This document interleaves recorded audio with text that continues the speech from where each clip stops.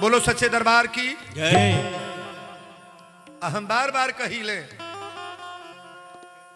ई कथा में रौरा बैठी तो अपने लायक जो शब्द बाय के सुन ले के फिर में रही। दशरथ जी गई बने ते ही अवसर दशरथ तह आए अतने बिलो की नयन जल आए। दशरथ जी जब गई बने तो अनुज समेत राम जी या लक्ष्मण जी दशरथ के प्रणाम कर लो। दशरथ जी के अपना पिता के प्रणाम कर लो। दशरथ जी कहे राम तहरा लगी है आयल बनी अब तो हमारे जौन जगह मिलल बा वो जुसे जु रहे कि नहीं बा मृत लोक में फिर सुरधाम जाए, लेकिन मर गईला के बाद तोहरी लगायल बनी। मैं रामायण का प्रमाण दे रहा हूं, मानस का सूत्र में बोल रहा हूं। जिनको शंका मालूम हो तुरंत हमसे प्रश्न करेंगे वीरेंद्र बाबा कहां बोल गए। मर गईला के बाद रावण बतौल से तोहरी लगायल बनी ते ही अवसर दशरथ तह आए अतने बिलो की नयन जल छाए। दशरथ जी भरभर भरभर रोवत अड़े। राम से कहले कि राम तोरा आज एक बात बतावे के बा, तू हमारे पुत्र बन के अला कि ना? कहले अली। कहले दुनिया के लोग हमार बेटा तो के कहल कि ना? राम जी कहले लोग कहल। दशरथ जी कहले ई बतावा हम मरली तो सुरधाम गईली, तार पिता बन के सुरधाम और रावण के पापाचारी दुराचारी अत्याचारी कहल गल तो कर बैकुंठ हो गई। राम जी कहले पिताजी जैया हमार जन्म भइल तहिया रौरा का कहली? जन्म भइल तहिया दशरथ जी राम के का कहले? भगवान की बेटा। भगवान दशरथ जी कहले कि बेटा नहीं बोलेंगे। दशरथ जी बेटा नहीं कहले। रामायण को पढ़ो आप, चौपाई में दे रहा हूं। दशरथ पुत्र जन्म सुनी काना, दशरथ पुत्र जन्म सुनी काना। दशरथ पुत्र जन्म सुनी काना, मानहु ब्रह्मानंद समाना।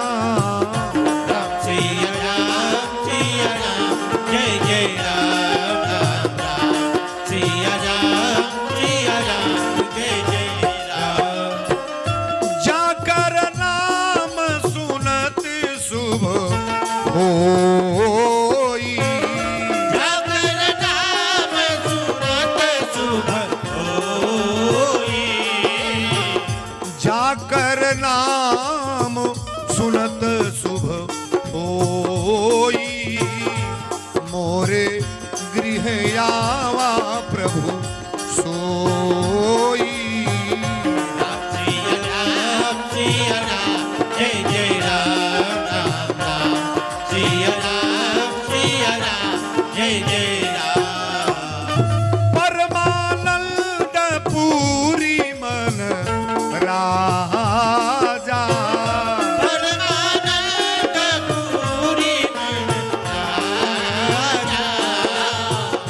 परमानंद पूरी मन राजा, कहा बुलाऊ बजावहु बाजा। राम सिया राम जय जय राम राम राम सिया राम जय जय राम। बोल दी अयोध्या धाम की जय। यहां जितने विद्वान बैठे हैं थोड़ा समझने का प्रयास करेंगे। दशरथ जी अपनी मुंह से राम के बेटा ना कहले।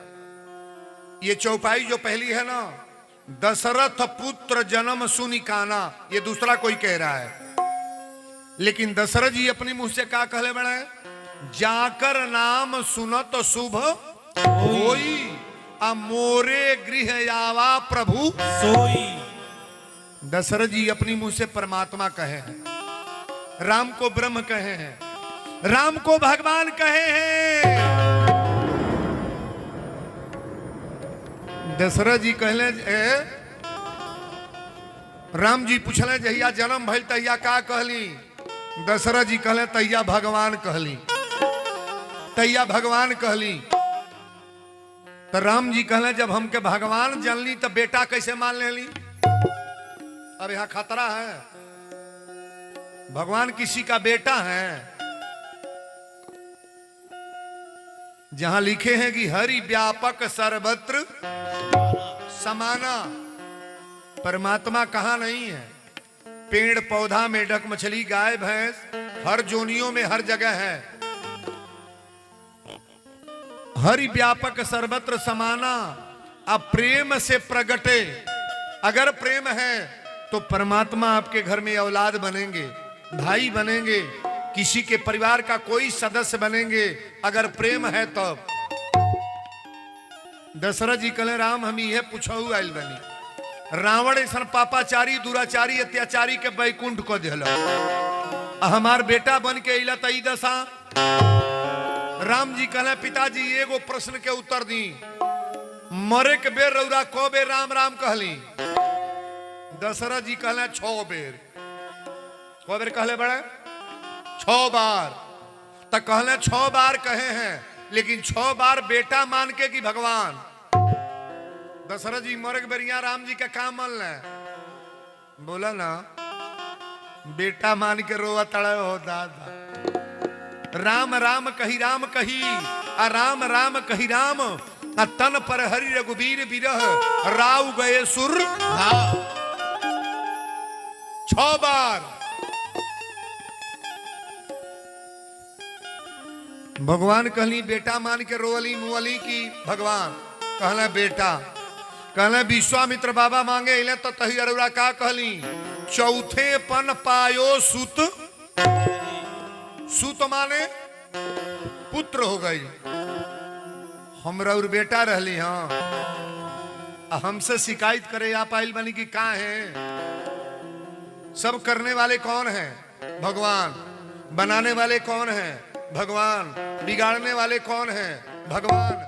जब कुल भगवान करते हैं तो भगवान को बेटा मान लो, ऐसा समझ लो कि पुत्र के वियोग में मर जाओ, कभी वैकुंठ हो पाएगा? अच्छा रावण मरा है किनके वियोग में? सही बोलिएगा। रावण के करीब वियोग में मरल बा। पृथ्वी पर जब से रावण आया है अत्याचार काहे मचौलस?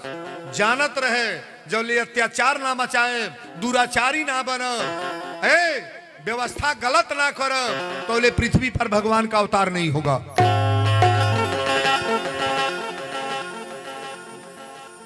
राक्षस की जोनी को बदलने का प्रयास रावण का है।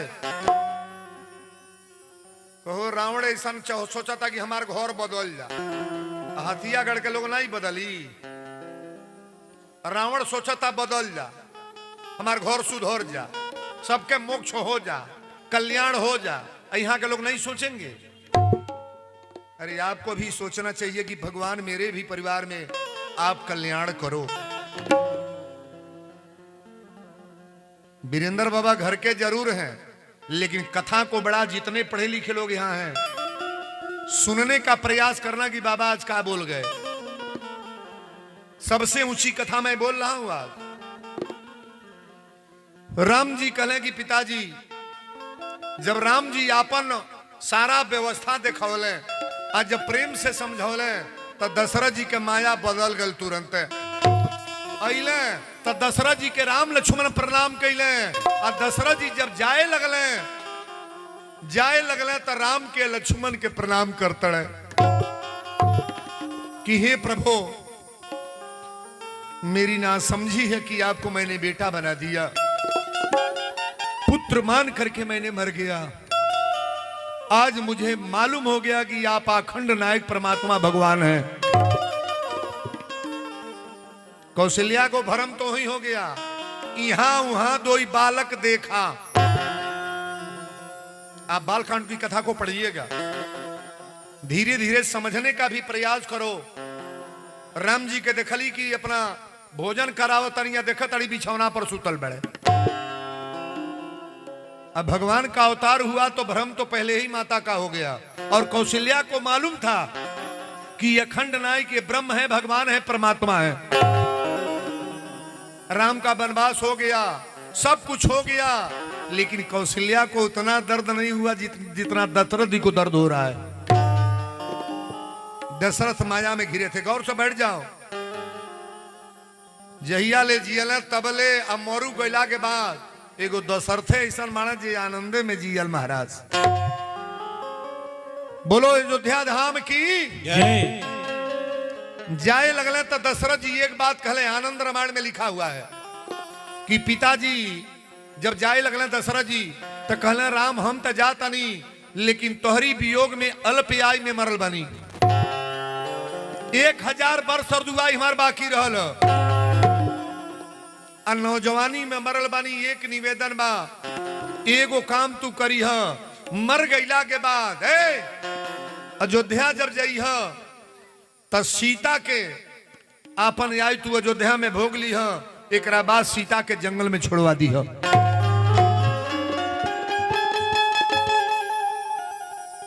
सीता जंगल में गईला के 3 कारण बा। दशरथ जी कह के चल गई, अब रउरा आ जाई। रामचरितमानस में 2 वाटिका है, पुष्प वाटिका और एक अशोक वाटिका। तो अशोक वाटिका कहाँ है? लंका में। और पुष्प वाटिका कहाँ है? देखा बुढ़िया अयोध्या कहती है। कहाँ बा हो? अरे जनकपुर कहा ना। सीता जी फुलवा तुरे जा कौने वाटिका में? पुष्प वाटिका। ये भंडरिये के लेखा इहो घूमता, इहो घूमते फेरा लगावत रहेला। बोलो सच्चे दरबार की जय। सीता दी फूल तुरे जातड़ी अपना पुष्प वाटिका में, और वही वाटिका में एगो सुगा एगो सुगनी रहले। तन गौर से सुनो। सुगवा कलश सुगिया चिन्ह तड़े के ह? सुगिया कलश हमरा पहचान में तो ना बा। सुगवा कलश देखी है सीता है, राजा जनक के बेटी है, फूल तुरे आवतड़ी। सुगिया कलश तनी गोड़ पर गिर जाई, सुगवा बार बार मना कलश मत गिरी है। आ केतनो मना कैलस टप दे सुगिया गोड़ लागे गई। सीता के गोड़वा पर गोड़ लागे गई, टप दे सुगिया के सीता जी पकड़ लेली। अब पकड़ के ले गई तब पिजरा में बंद कर देली। ध्यान से सुनिएगा। अब पिजरा में बंद कर ली तो सुगिया वही में रोवतिया तड़पड़ातिया। कोनो मेहरारू से मर्दे से छोड़ा दे जाता रोई कि ना? उ जहां बा ओकरा कष्ट होई, ओकरा जहां बा उ। कोनो का मर्द जेली में बंद हो जाता, उ घरे खाना खाई मेहरारू, वही के चिंता में मरी। लेकिन सुगवा पिजरा है, बगीचा में छपटिया के मर गए। और सुगिया के जब बंद कैली सीता तो 15 दिन हो गए। सुगिया ना रोटी ना दूध ना पानी कुछ पियते खात ना बा। 15वां दिन सुगिया बोलल बा, सीता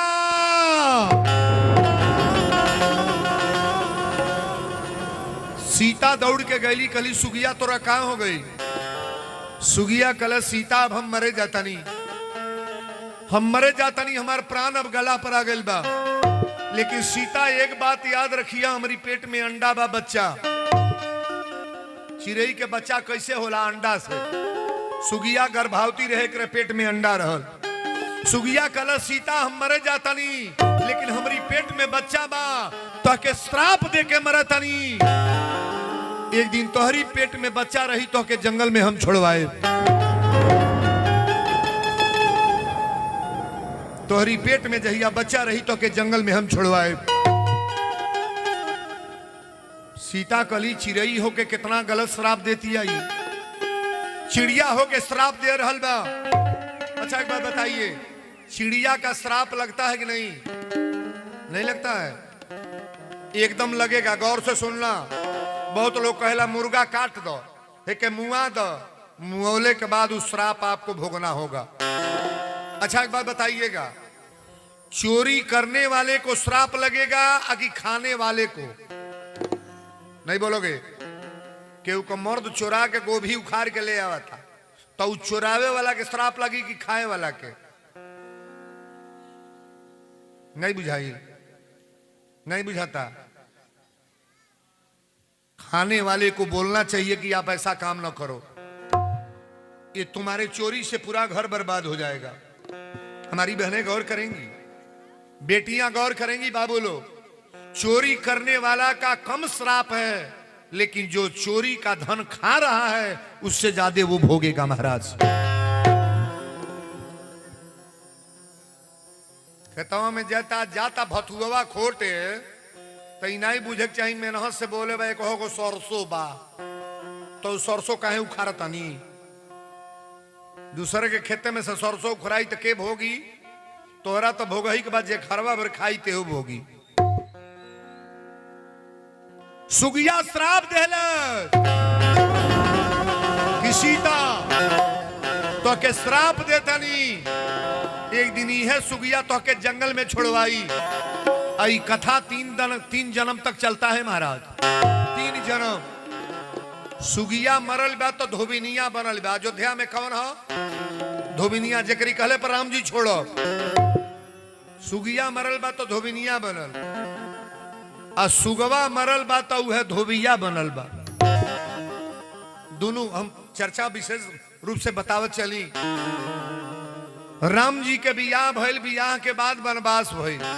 अब वनवास के बाद जब राम जी अइले आनंद रामायण में इहो लिखल बा कि कई कहली कि सीता लंका में गइललू हो रावण के देखले बाड़ू रावण कैसन बा। पहले एक बात बताइएगा आप, सीता मैया लंका में गई हैं गइल बड़ी हो फिर हिलेबू मुड़ी हे तरे रावण के हिम्मत बा सीता के उठावे के।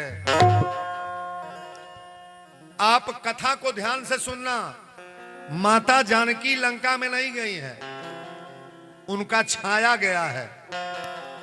अरण्य कांड की कथा में पढ़िएगा जब खर दूसर के बध हो गई ना तो राम जी सीता से कहले कि सुनहु प्रिया बरतुरचुर सुशीला मैं कछु करब ललित नर लीला तुम अपावक मह करऊ निवासा अजय लगी करऊ निशाचर नाशा।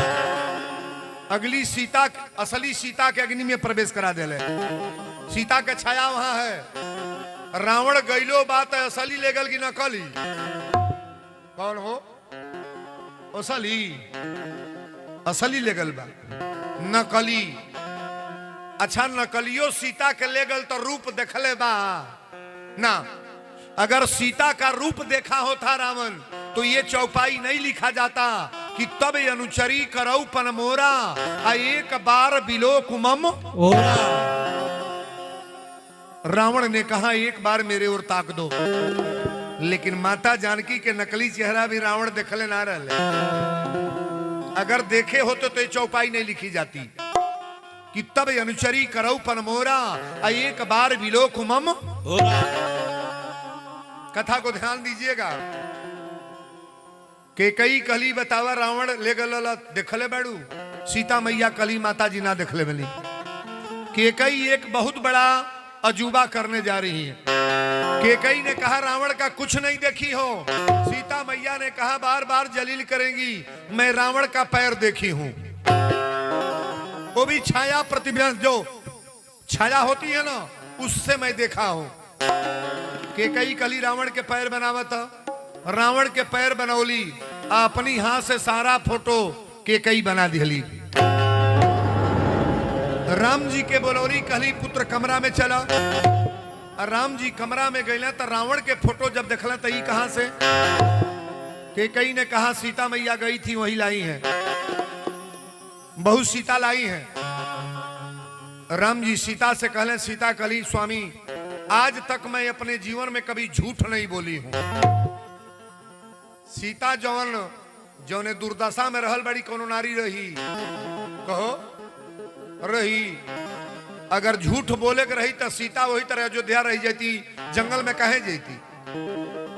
लेकिन पतिव्रता नारी सती नारी अपने पति से कभी झूठ नहीं बोलेंगी। सही बोलने में लगता क्या है, सत्य बोलने में क्या लगता है। सत्य बोलने का प्रयास करो। सत्य बोलने वाली नारी कभी विधवा नहीं होती हैं। सत्य बोलने वाली नारी कभी कोई घटना नहीं होगी। सत्य बोलने वाली नारी के सामने कभी बेटा का मृत्यु नहीं होगा। सत्य तो महाराज बहुत बड़ी चीज है। थोड़ा इसका आवाज थोड़ा कम करा लें आप, चूंकि कथा दूसरे हिसाब का है। पूजे के नाम पर हम लोग जी रहे हैं और पूजे बढ़िया नहीं होगा तो सब गड़बड़ हो जाएगा। लेकिन दोनों आवाज लड़ेगी तो आनंद नहीं आएगा ना। आज बड़ी योजन की कथा है, ध्यान से सुनना। केकई के राम जी अपनी जीवन में एक बार बोलल बने उल्टा। कहले महतारी हो के बेटा से झूठ बोलतड़ू तो के श्राप देतानी कि एक दिन तोहरी पेट से पैदा होख तोरी छाती के दूध ना पिय, तोरी कोरा में ना खेले, हमार महतारी दूसर कहा या बाप दूसर।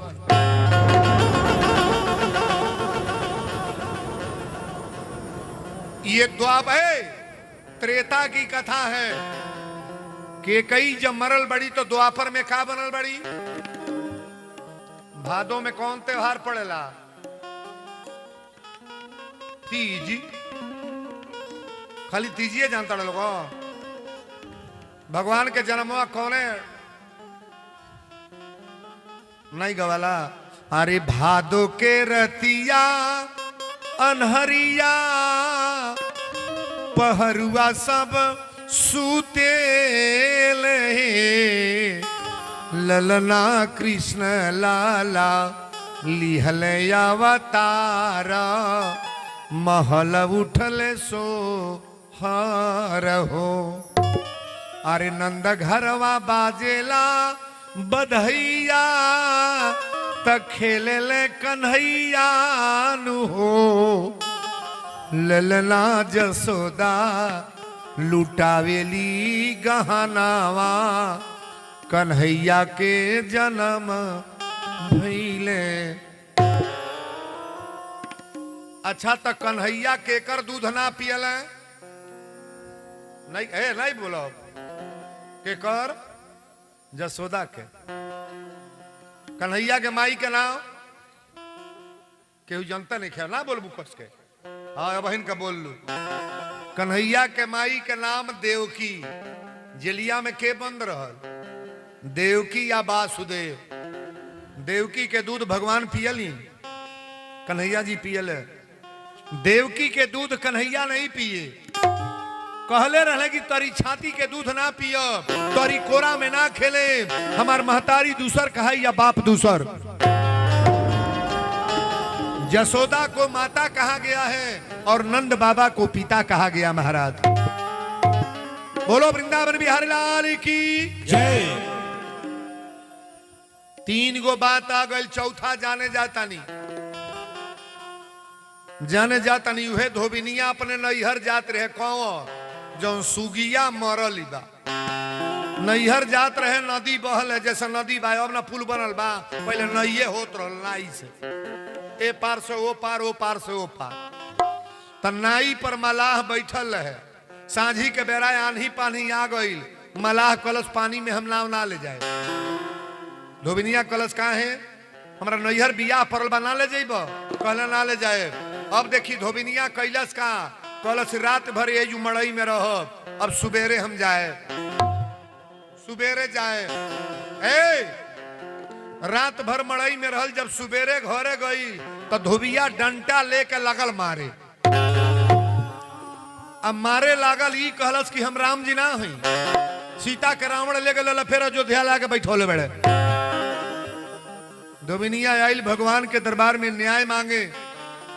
दरबार में चौकीदार कुल 4 गो गेट पर सिपाही रहले।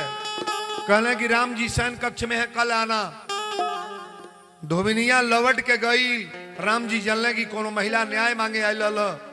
4 गो चौकीदार ना अपने स्वतः भेष बदल के राम जी जाता न देखे। आ धोबिया मारते में कहता कि राम जी ना हई। सीता के रावण ले गल, फिर ले आके बैठौले बड़े। जब राम जी अयोध्या में अइले तो इनका समझ में बात आ गई। बात तो गड़बड़ बा। राम जी लक्ष्मण के बोलौले और लक्ष्मण से कहले कि लक्ष्मण एक काम कर, दिन निकलला के पहले सीता के ले आके जंगल में छोड़ जब। जंगल में छोड़ दो।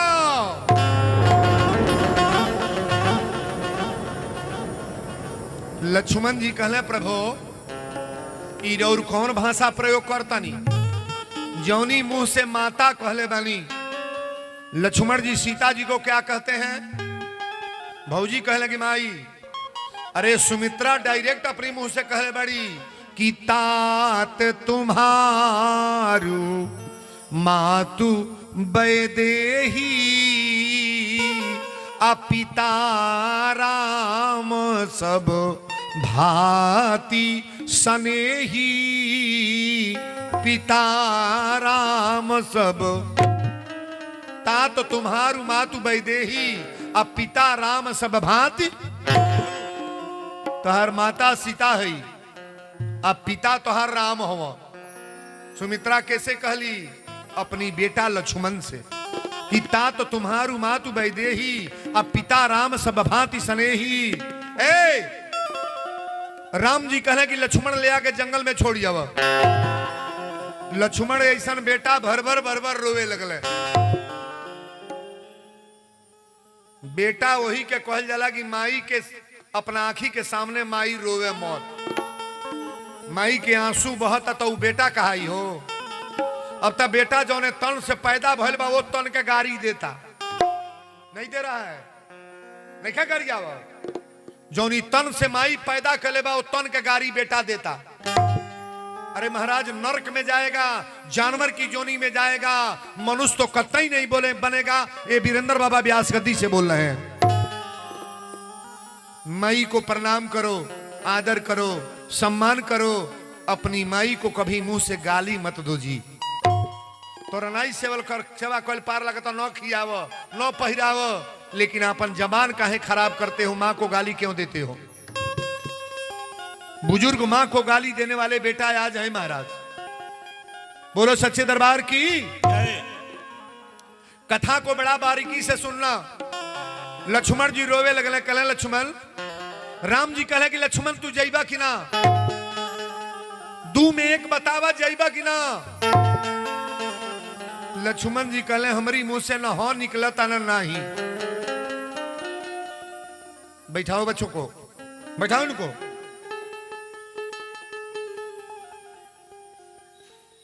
राम जी कहले लक्ष्मण तहरा मन पड़ता, अयोध्या में कोई पापी पैदा नहीं हुआ है। अयोध्या धर्म की नगरी है, सब धर्मात्मा पैदा होते हैं। धर्म खातिर वनवास भइल, धर्म खातिर सीता के हरण भइल, और धर्म खातिर लंका जरावल गई, और रावण को मार करके अयोध्या राजगद्दी पर हम लोग बैठे। राम जी लक्ष्मण से रो के कहले, जिस धर्म के कारण राज गया और पिता श्री का मरण हुआ। अरे जिस धर्म के कारण भाई गिरा सीता प्यारी का हरण हुआ।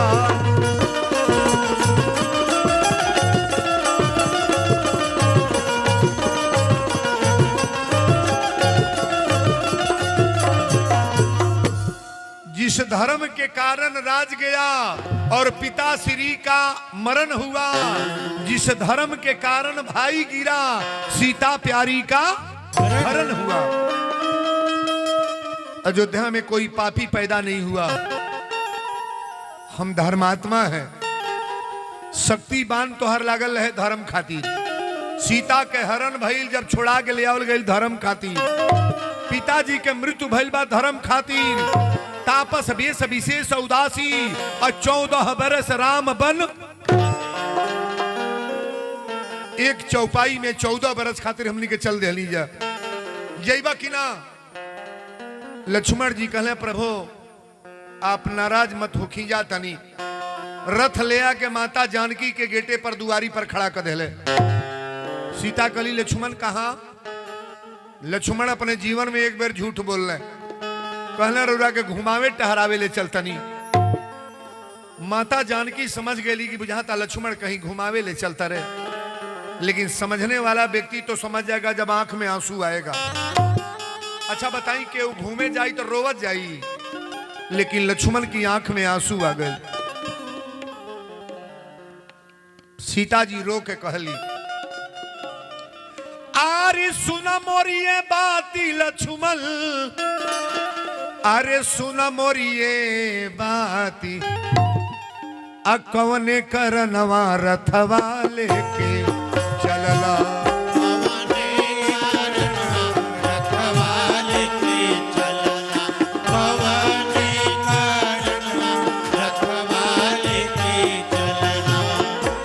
अरे चलबा कवनी दुआरी कवनी चलबा दुआर।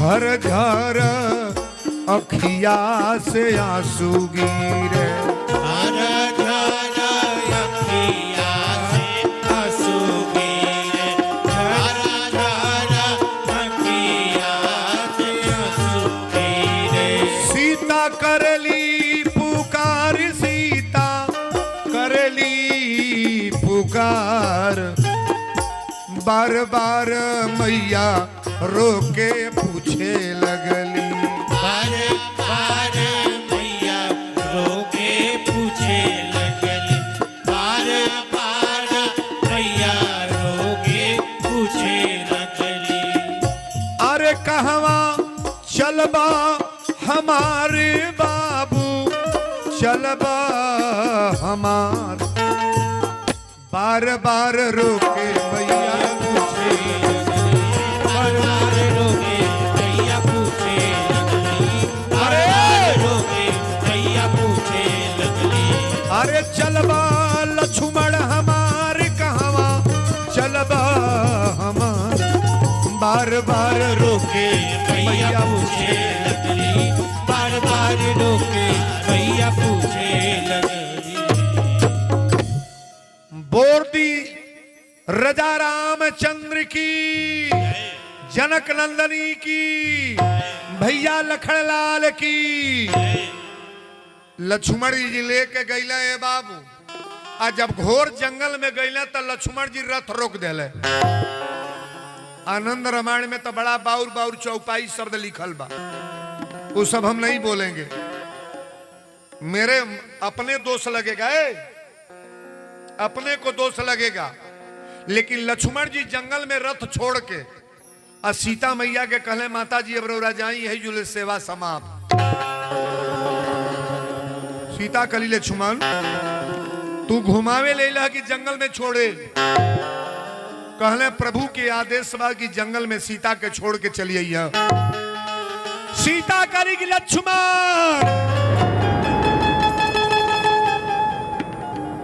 अगर हमारे स्वामी का आदेश है तो रथ पर बैठो रथ लेकर तुम चले जाओ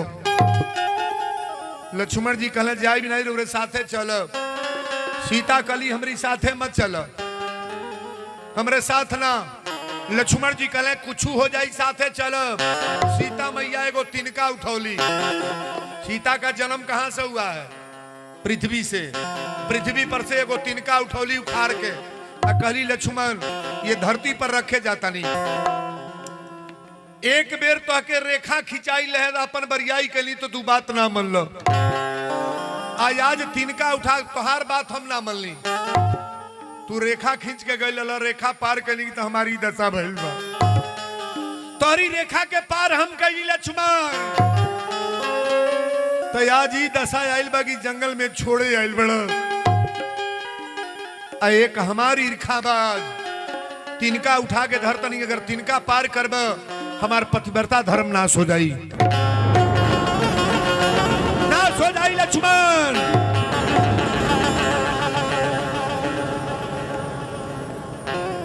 लक्ष्मण आंख में आंसू लेके रोते चल गई बात ये बिगड़े के होला तो तरह तरह के भाषा आवेला बाबू सीता मैया कली लक्ष्मण तोहार बात अगर उस दिन मनले रहती तो तोहार खींचल रेखा हम पार ना करती साधु बन के रावण आयल भिक्षा देवे बाहर गईली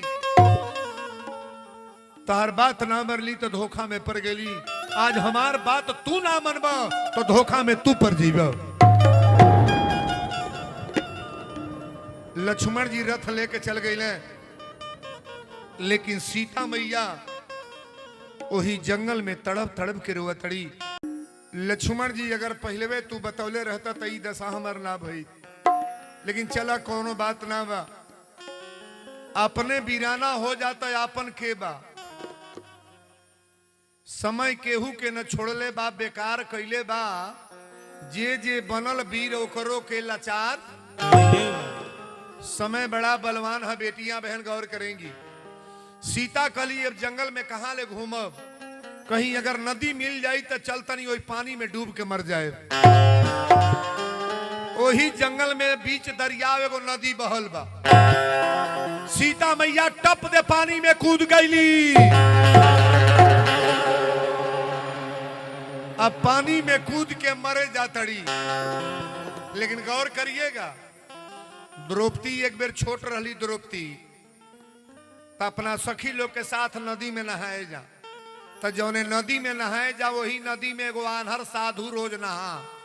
साधु बाबा के आँख ना रहे, एके गो लिंगोटी रहे, वही पनिया में कचार के खींच लें और उहे लिंगोटिया पहिर लें और साधु बाबा उहे लिंगोटी पहिर के पानी में से लाठी से टोते चल जा। एक दिन द्रौपदी 5 सखी लोग के साथ खड़ा बाड़ी और साधु बाबा लिंगोटी कचारे लगल, लिंगोटी पानी में दह गए, उघारे बाड़े। साधु बाबा नंगा रहले और जब लिंगोटी दह गई तो साधु बाबा वही पानी में रोवत अड़े, भुकार छोड़ छोड़ रोवत अड़े। द्रौपदी कहली बाबा पानी में से निकलब का रोवत नहीं। साधु बाबा कहले बेटी एके गो लिंगोटी रहल, रोज उहे फींचत रही पहिरत रही, आन्हर आदमी के सहारा के बा, हमार लिंगोटी पानी में दह गल बा बेटी। द्रौपदी कहली बाबा अपन साड़ी फाड़ के दी। साधु बाबा कहले तू आइल बड़ू घाट पर नहाए, लड़की हो, तार लुगा कपड़ा काहे के ली। द्रौपदी कहली बाबा दूसर कपड़ा तना बा, साड़ी में से फाड़ के फेंका तनी। और द्रौपदी जब साड़ी फाड़ के फेंकली तो साधु बाबा कपड़ा रोकल लेके वही के लिंगोटी बना के पहिर ले। इतना जल उठा के कहले बेटी द्रौपदी 2 मिनट खातिर तनी हमरे आगे और आ जा। घटवा पर आइल लो, साधु बाबा पनिया उठा के कहले बेटी एक निवेदन बा, तोरा जीवन में एक चीज कमी ना होई का कि कहियो ना घटी तो हरी तन पर की चुनरिया, कहियो न घटी तोहरे तन पर के चुनरिया, कहियो न घटी तोहरे तन पर के चुनरिया। साधु बाबा कहले बेटी तोरा देही पर के कपड़ा कबो घटी नहीं, एगो साधु के आशीर्वाद बा, तोरा लुगा के कमी ना होई। कहियो न घटी तोहरी तन पर के चुनरिया, कहियो न घटी तोहरे तन पर के चुनरिया। अरे यह बाटे अर्जी हमार हो, कहियो न घटी तोहरे तन पर के चुनरिया, घटी तोहरे तन पर के चुनरिया। आन्हर साधु देखी केहू के दान दिहल कबो कटेला ना। एक मन ही चाउर जे करे घर के आयल बा तोहरे डेहरी में चाउर कम ना होई। एगो लुगा जे ले आयल बा कोनो कोनो गरीबे साधु के दियाई ना, तारा घर में आशीर्वाद बनी। जवन दान दिया था ई कबो कटेला ना। द्रौपदी का फाड़ के दिहली, अपना साड़ी में से फरली। साधु बाबा कहले कहियो न घटी तोहरे तन पर के चुनरिया, इहे बाटे अर्जी हमार हो। आ दुखिया गरीबवन के दीह तू सहारा, दिहले मिलेला बार बार। कोनो गरीब आदमी के सहारा दिहल कबो कम ना होला। परिवार में कुछ के कमी ना होई, देवे के चाहिए, बांटे के चाहिए, खियावे के चाहिए। सोरे तबे से बाबा बाबा कइले बैठ सो। चेलवा कले से एगो औरत आके पानी में डूब के मरे जातिया, पानी में डूबे जातिया जंगल में। राम जी के जन्म के पहले रामायण के लिखले बा वाल्मीकि जी। राम के जन्म के पहले रामायण को किसने लिखा? वाल्मीकि बाबा। और लवकुश के जन्म के पहले लवकुश कांड के लिखले बा वाल्मीकि जी। वाल्मीकि भी पहले लिखा तड़े कि सीता के राम जी छोड़ी हैं, सीता ये जंगल में हमारा कुटी पर आई है। वाल्मीकि बाबा चेलन के साथे गईले, आ घटवा पर खड़ा होके एक बेर कहले बेटी, एक बेर कहले बेटी। आ जब बेटी कहले तो सीता फफक के वही पानी में रोवे लगली। ईमानदारी से बोलेंगे आप, आज इस कलयुग में कोई बेटी कहने वाला है कोई कहने वाला? 5 बरिस के लड़की के साथ बलात्कार दिया जा रहा है। 10 बरिस लड़की को नंगा ऐसा ऐसा करके जंगल में मार दिया गया। ध्यान से सुनना, पहले जितना बुढ़िया माई है जो बैठल बड़ी नौजवान बेटी के अपना केहू के साथे लगा दी है, अपने चाचा के साथे चल जो, अपने मामा की है, मौसा के साथे चल जो, फलाने भैया कहता नहीं, केहू के साथे बेटी लगावल जात रहो, लेकिन अपनी नौजवान बेटी के अपनी खास चाचा के साथे केहू लगाई बा विश्वास। सही बोलना है विश्वास। अरे कितना घिनौना काम अपना चाचा कर दे रहा है, उनका भाई गंदा काम कर रहा है। निवेदन करेंगे जितने यहां नौजवान पहले हैं, अगर दूसरे के लड़की के साथ आप घिनौना काम कर रहे हो तो तुम्हारे घर में तुम्हारी बहन है, ये सोच लेना कि मैं दूसरे के बहन के साथ मैं गंदा काम कर रहा हूं तो मेरी भी बहन जवान है, दूसरे के बेटी के साथ मैं गंदा काम कर रहा हूं तो मेरी भी बेटी है, दूसरे के साथ गलत कर रहा हूं मेरी भी बहू है। अगर ये सोचकर काम करोगे तो तुम्हारे घर में कभी घटना नहीं होगा। तीन नजर बनाओ, तीन तरह से नजर बना लो, गौर से सुनेंगे। कोई छोटी लड़की अगर दिखाई देना तो उसे बेटी मान करके अपना लेना कि ये मेरी बेटी है। अब कोई नौजवान लड़की अगर मिल जाए, नौजवान बेटी, तो उसे अपना बहन बना लेना कि हमारी बहन है, और माँ तो माँ होती है। आज तो नजरिया माँ के ऊपर लोगों का गलत हो जा रहा है कि मौका पावे तो लोग का कही दी। कोनो पुरनिया महतारी अगर बेटा लेके जाती है ना है पड़े, सरसों का कगरी पड़ जाते हैं, रहड़ी पड़े, तो ये जो सब पहले 10 जन तक ही हैं, कहाँ के हो रे, कहाँ के लड़का हो लेके जाता, अब हो कर बेटा। गलत बोल रहे हैं, गलत बोल रहे हैं। अपने पुत्र को लेकर के बुढ़िया माई जा रही है। अपने नजर को गलत न करो, अपने विचार को गंदा न करो, अपनी अच्छाई को कहीं बुराई में न बदलो भाई।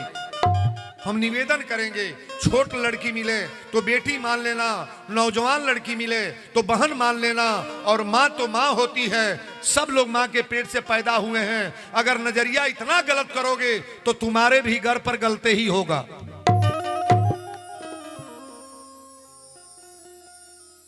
हमार बतिया बाउर नहीं होता, हम असली बात बोल रहा हूं। कोई बाड़ी सबके बेटी बा, सबके बहन बा, अगर सबके घर पर रही तो लोग दावा बोलत चले तब तक घर बचबे ना करी। किसी का इज्जत बचेगा, बचेगा सम्मान, सम्मानित लोग गांव में रह पाएंगे। सम्मान बचाने के चक्कर में ऐसा काम न करो। दूसरे के साथ धोखा करोगे तो तुम्हारे साथ भी धोखा हो जाएगा, समझ लो।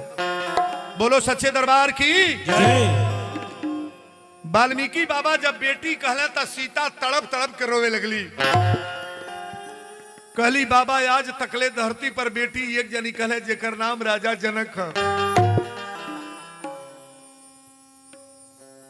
बाप जो अपना बेटी के कदर इज्जत कर दे बा, कोनो दुनिया में चाचा मामा करी हैं।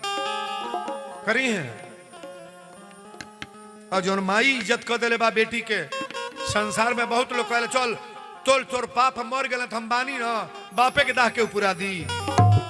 लोग कह दिल चल तोर माई मर गल हम बानी ना, मारी अपनी माई के लखा माई के होई।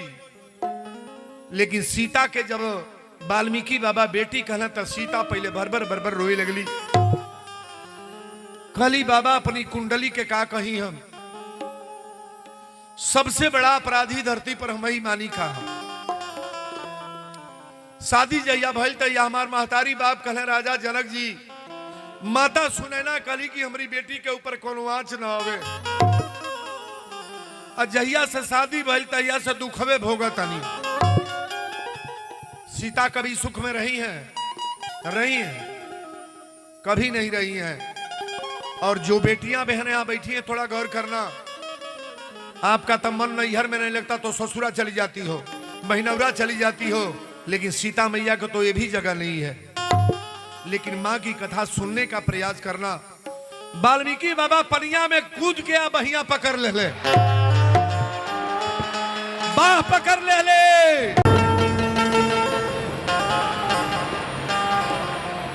पहले सीता तो के बेटी मनले बानी तो जबले जीजब तबले बेटी कहब। आप बापे के साथे बेटी कोनो तरह रह जाई। पिता के साथ अगर बिस्तर कहीं नहीं बाना तो बेटी वहां सो जाएगी। दुनिया में किसी के पास नहीं, पिता के अलावा किसी के पास, भाई के पास भी बहन सो नहीं सकती है। वाल्मीकि बाबा कहले कि बेटी चला हमारा कुटी पर। सीता कली महाराज एक बात बताई, हम औरत हई, सबसे बड़ा कष्ट तई बा हमारी पेटे में बच्चा बा। मरे के बेर सुगिया श्राप दे के मरल की सीता जौना तर से पति से छोड़ा के हम गर्भवती बानी मुआवत अड़ू ताकि श्राप देतानी कि अपनी पति के वियोग में तड़प तड़प के जियबू। आज चिड़ई के श्राप हमरा लगल बा बाबा, हमारी पेट में बच्चा बा। वाल्मीकि बाबा कहले बेटी हमरा कुटी पर चल। सीता कली हमरा बच्चा होई तो के देखी। वाल्मीकि बाबा कहले जेकर केहू नहीं बा ओकर उ बाड़े। का हो, जेकर केहू नहीं बा, केहू ना होकर तो ओकर बच्चा ना होई। ओकर बच्चा भगवान आराम से पैदा कर देले। हमनी के घरे तो एगो पतोही के बच्चा होके के बाद तो 50,000 धोल नहीं बुझाई। पहले तो 30-40 हजार दवाई में लग जाता जब से पेट में गर्भ आवा था। अन्ना दवाई हो तो कोनो विकलांग पैदा होई, कोनो आन्हर होई, कोनो खड़े नहीं होई, 20 गो बीमारी चल गल बा। एगो बच्चा पैदा करावे के बाद तो 50,000 धो के अस्पताले पर जा। बड़ा तकदीर वाला जे बा ओकर नॉर्मल बच्चा होता। हम तो लालमन बाबा से कहब हे काली माई के जब कुटी पर गईले तो धीरे धीरे दिन बीते लागल। 9 महीना के दिन होला। सोहर हम गौले बानी।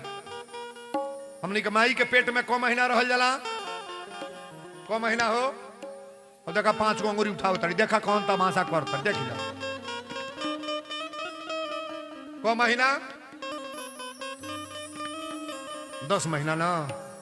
अब देखबू का कहत जड़ी 10 महीना हो। कौने देश से तू रहे? अरे हमनी का गाय भैंस है जा। 10 अंगुरी उठौले बाड़ी। 9 महीना, चाहे वीरेंद्र बाबा हुए चाहे आप हुए, लेकिन बड़ी बारीकी से सोहर गाए। 9 महीना के दिन हम अपने हाथे लिखले बानी। ये हमार लिखल सोहर है। अगर शब्द कहीं गलत होके तो ओकर बाद आशीर्वाद दे कि वीरेंद्र बाबा लिखले तो बड़ा ई चौपाई ई सोहर गलत बा। बड़ी भाव से लिखले बानी। अरे लिपली वो पोतली अंगनवा दुअरिया धई के ठाड़ भैली हो। साहेब जोहेली नई हरवा के बाट के हुआ नाही आवेल हो। अरे हे लालमन बंद कर, नच पहलू नच पहलू। हे लालमन बाबा, हे काली माई, 1 महीना खातिर गटैया बैठा देता तबो निक रहल। चुरैल धैल बा तहलो के है तर करतड़ लोगन है तारे। हे काली मैया, लालमन बाबा जे जे कड़ेरे गावाता ओकरे घरे बेटा होखा, नाती होखा, बधाई बाजो, सोहरे मंगल होखो। आ जे जे बहटियावा त कह दी हे बजो हेली नई हरावा के बाट के हुआ नाही आवेले हो।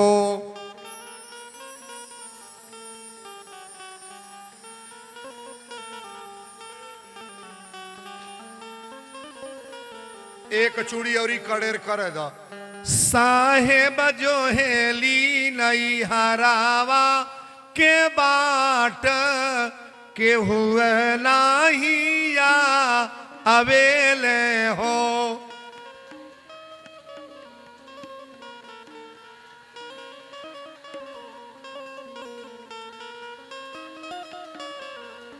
करे महीना जहिया बीतले तो दूसरा नियारा भैले, तीसरा नियारा भैले।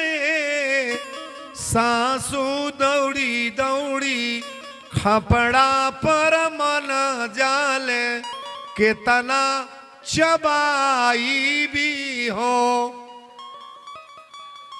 बोलो।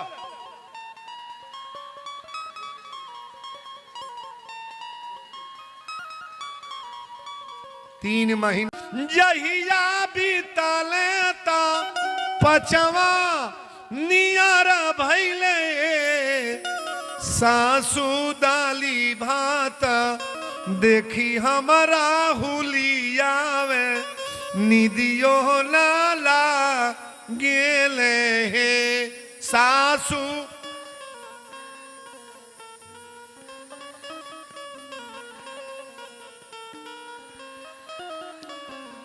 5 महीना 6वां महीना चढ़ल बा। अरे 6वे महीना जहिया 7 बीतल दिन देखा 8 बीते सासू कसा कसा फुफुती के बान्हिले छम छम खुली जाले हे।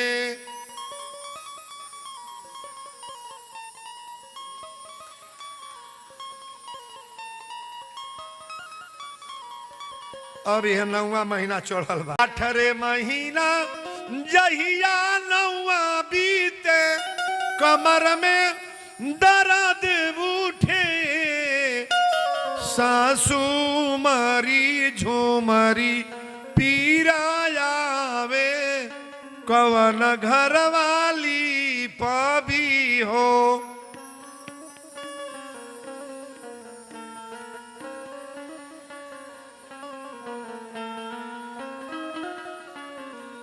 अपने सुन ले बानी, अपनी काने से सुन ले बानी है दादा।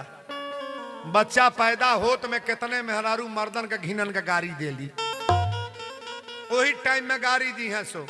अरे ये हीरे समैया सैया का पाई थी बोबरिया,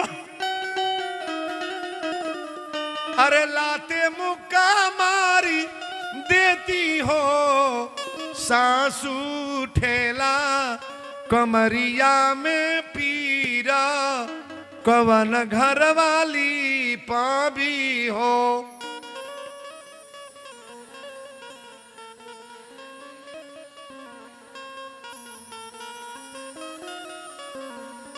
में कितना कितना गीत गवाला का गवाला अब तो बहुत गाई ले, लेकिन इतने ले रहे दी।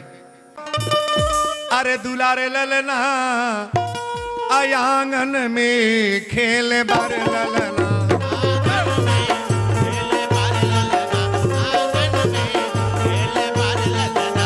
बधाई हो।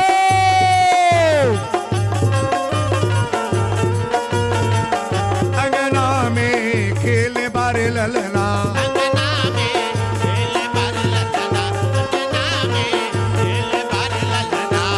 बारे ललना हो दुलारे ललना,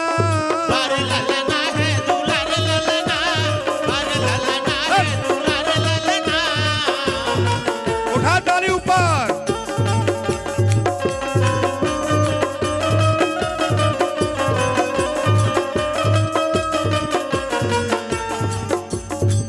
अंगना में खेल बारे ललना,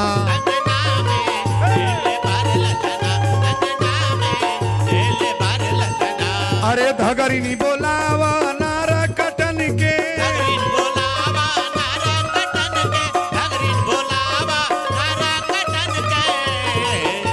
बधाई हो।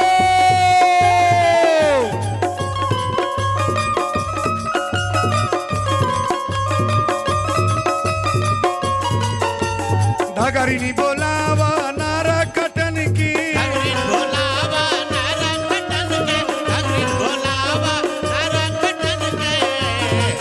धगरिनी के देव सोने हसुआ,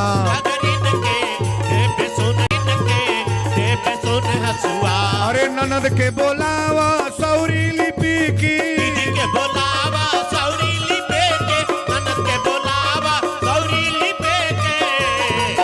ननदो के देव जोड़ा कंगना,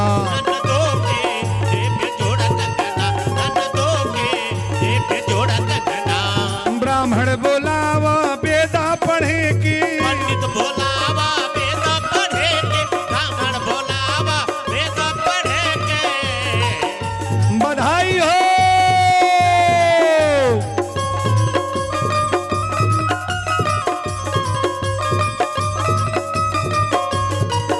अरे पंडित बोलावा वेदा पढ़ी की ब्राह्मण बोलावा वेद पढ़ेंगे, बोलावा वेद पढ़ेंगे। बाबा के देव पीली धोतिया बाबा के देव पीली धोतिया, बाबा के देव पीली धोतिया। वीरेंद्र के बोलावा सोहर गावे के तिवारी के बोलावा सोहर गावे के, तिवारी के बोलावा सोहर गावे के। मरा करदा करदा मचा दो वाह!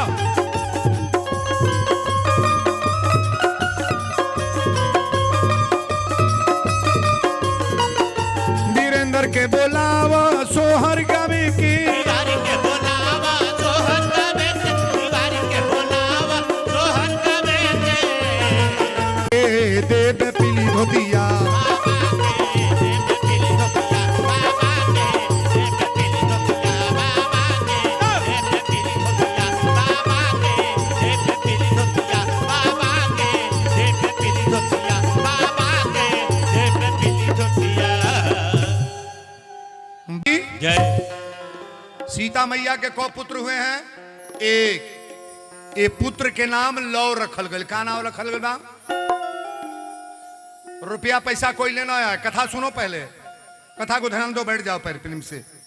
जो भैया लोग खड़े हैं आप लोग भी बैठ जाइए, जिनको बैठना है बैठ जाइए। हाँ, कथो सुनल जाला। आवा अभी तू पछुआइले बैठ लगता है लोग। बोलो शंकर भगवान की। जय। सीता मैया के जब पुत्र भैले तो ये लड़का के नाम वाल्मीकि बाबा लौ रखले।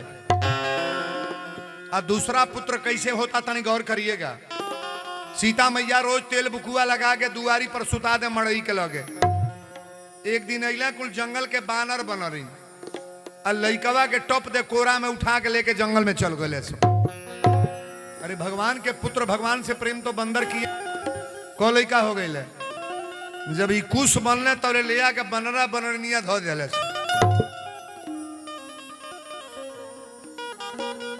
एक लाइन आ जब दोनों लड़का धैले सो तो जंगल के बानर बनरी नाचे लगले सो। आरे घुघुर पे नहीं हो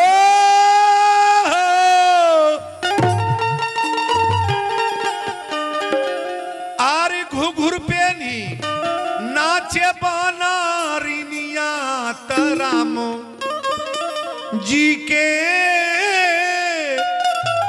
अरे पुत्र भैले। सच्चे दरबार की जय। अच्छा जे केहू सनाई हारेला उ कैसे हारेला ना बोले अपनी औलाद से। आज राम जी के परिवार से लवकुश से लड़ाई हुई कि ना हुई? कथा बड़ा लंबा है, तने एगो निवेदन औरी कर। आज 8वां दिन बा 500 के नोट भगवान के पुत्र के जन्म